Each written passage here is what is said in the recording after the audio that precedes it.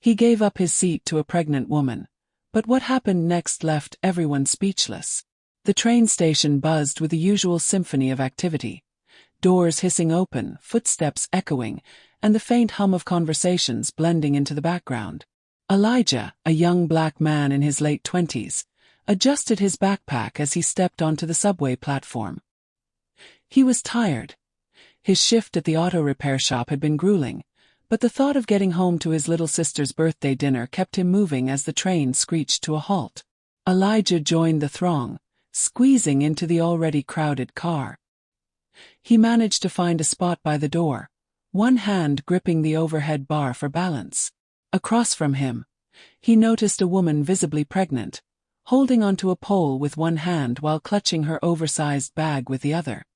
Her face glistened with sweat, and her legs trembled as the train jerked forward. Without thinking, Elijah stood up and gestured to his seat. "Here, ma'am. You look like you could use this," he said, his tone kind but firm. The woman hesitated, looking a little embarrassed, but eventually gave him a grateful smile. "Thank you so much," she murmured as she sank into the seat. Elijah nodded and shifted to stand closer to the door. He glanced at his watch. Still enough time to make it to dinner if the train stayed on schedule. For a moment, he felt good about his small act of kindness, but the moment didn't last. As the train pulled into the next station, the woman's head suddenly slumped forward, her bag slid to the floor, and she collapsed onto her knees, gasping for air. The entire car froze. A man near her shouted, "Someone help her." Elijah instinctively moved toward her. "Ma'am, are you okay?" he asked, crouching down. Another passenger yelled for someone to pull the emergency brake, while others scrambled to call 911. The air was thick with panic, voices overlapping in confusion. Elijah stayed by the woman's side, unsure of what else to do. Then, as she was helped into a sitting position by another passenger, she pointed directly at Elijah. Her voice was weak but sharp enough to cut through the chaos. "It was him," she gasped. He did something to me." The murmur started low but insidious. People around Elijah began to exchange wary glances, and the air seemed to shift. But this was only the beginning. For a moment, Elijah thought he misheard her. His mind raced, trying to make sense of her words. "What do you mean?" he asked, his voice steady but edged with disbelief. The woman repeated, louder this time. "He did something to me." She clutched her stomach, wincing, and the passengers around her shifted uneasily.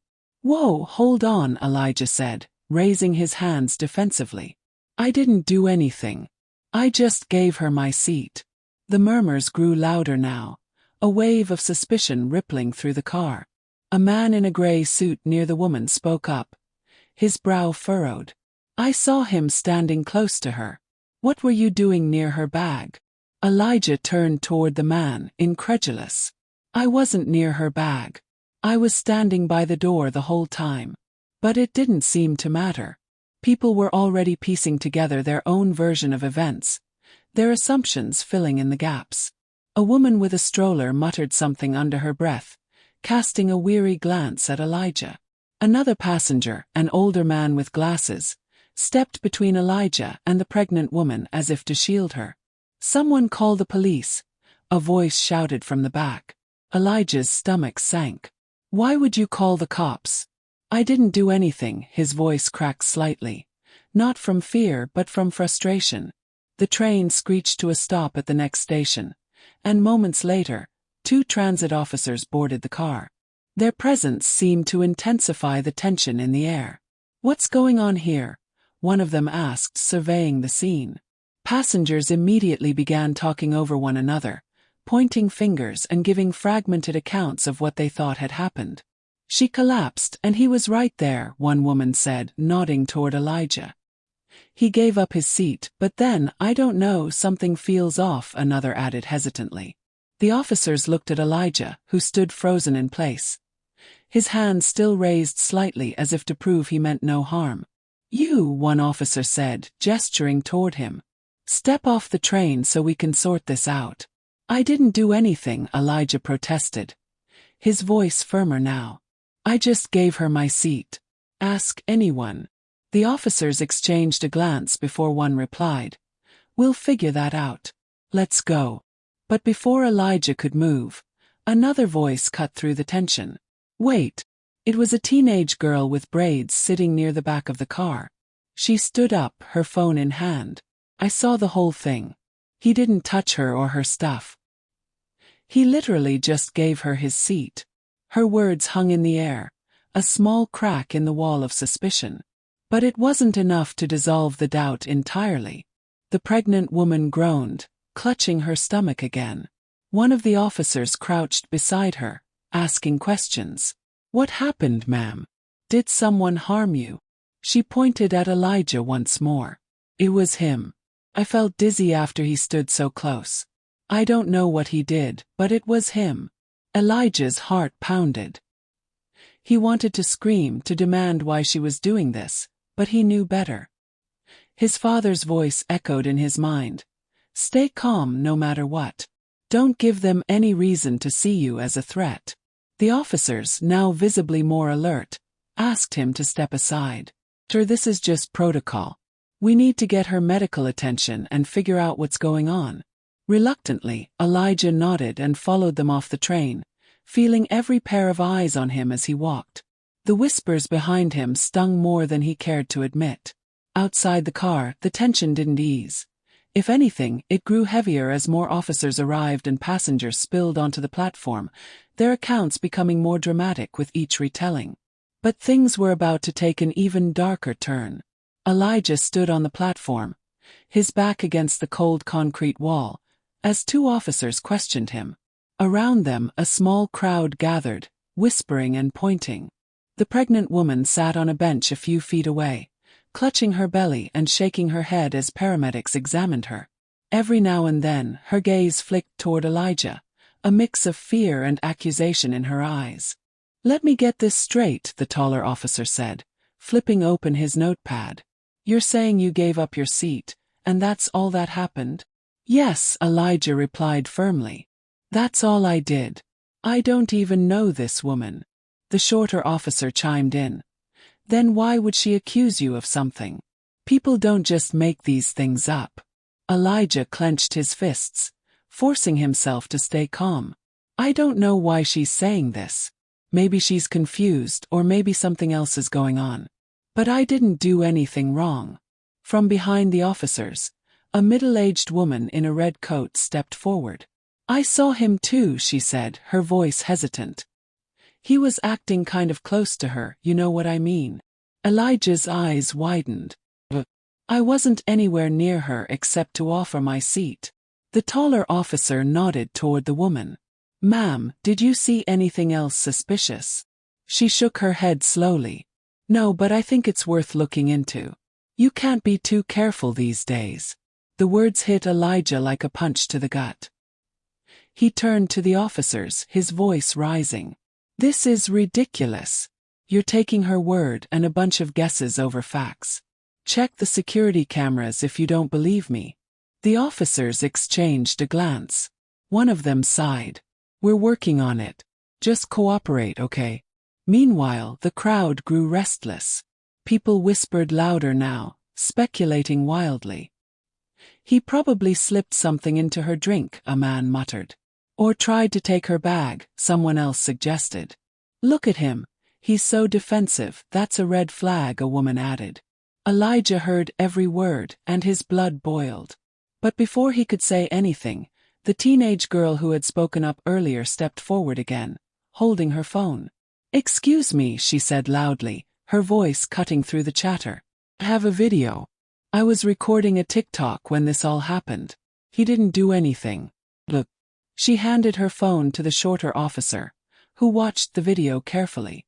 The screen showed Elijah standing by the door, hands on the rail, minding his own business.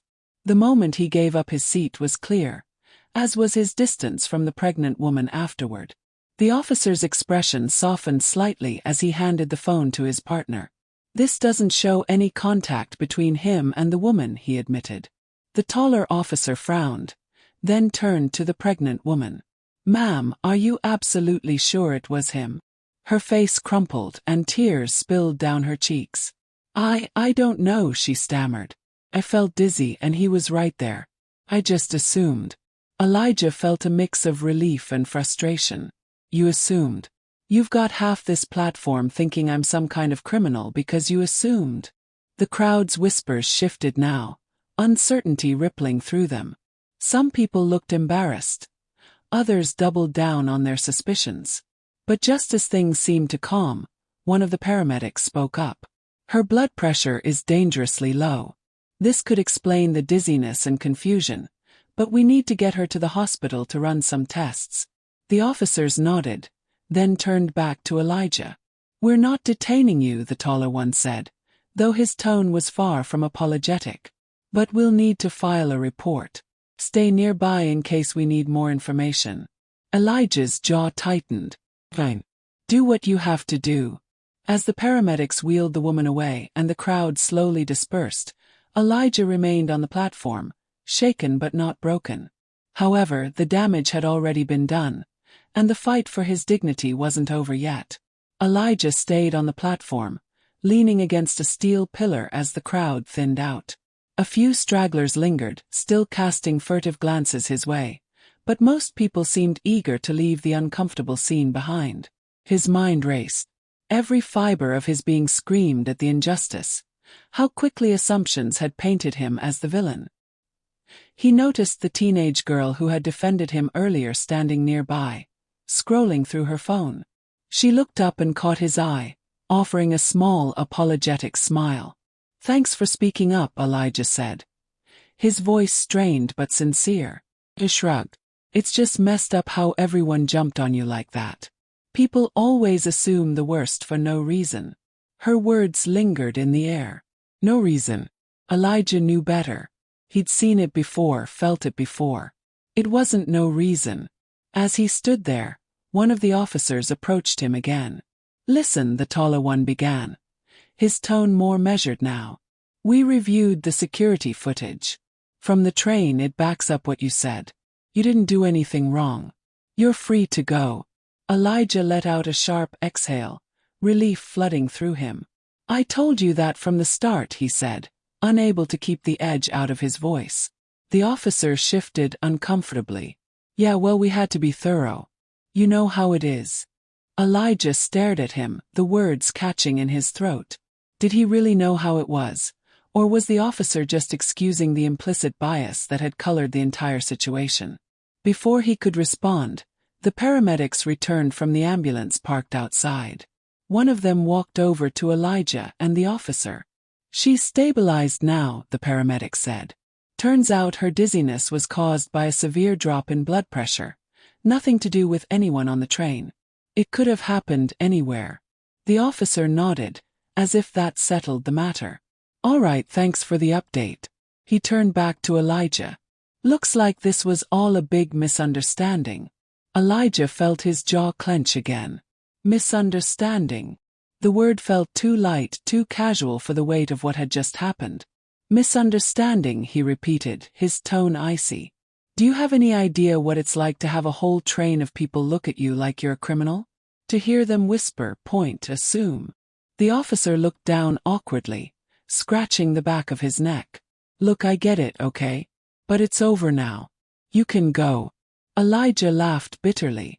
It's over for you.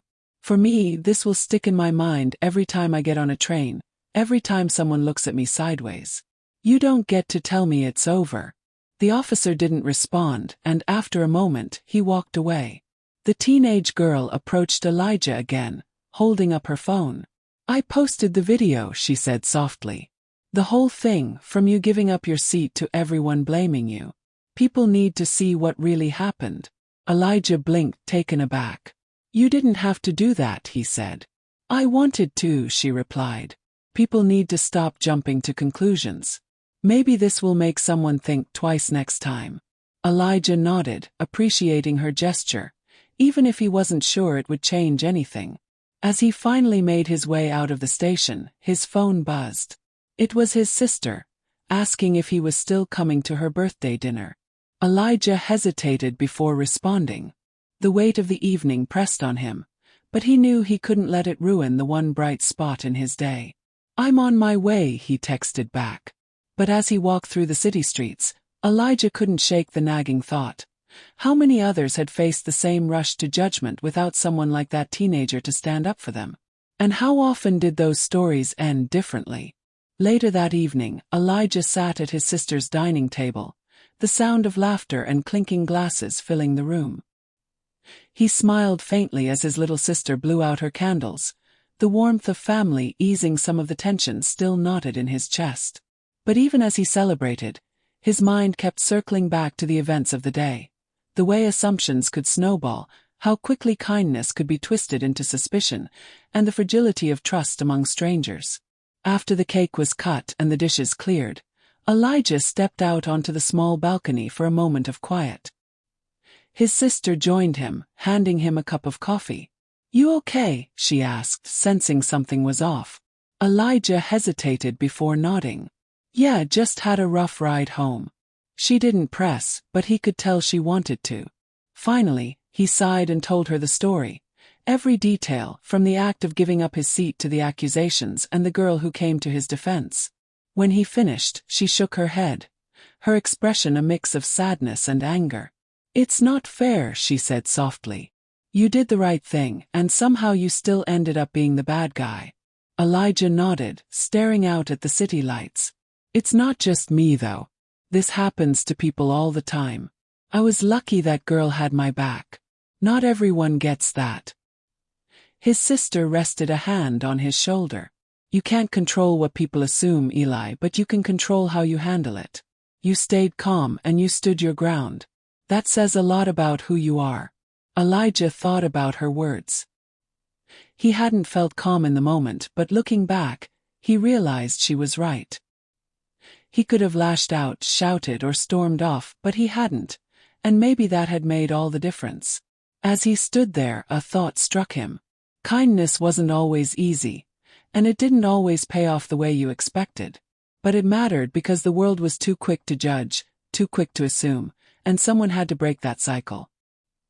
He took a deep breath and turned back to his sister. "You know what? I'd do it again," he said quietly, even knowing how it turned out. She smiled. "That's why I'm proud of you." Stories like Elijah's remind us to pause, reflect, and challenge our own assumptions. Acts of kindness can ripple out in ways we don't always see, even when they're met with resistance. So the next time you find yourself in a moment of judgment, stop and ask, what's the full story? And if this story resonated with you, don't forget to subscribe for more content that challenges perspectives and inspires change.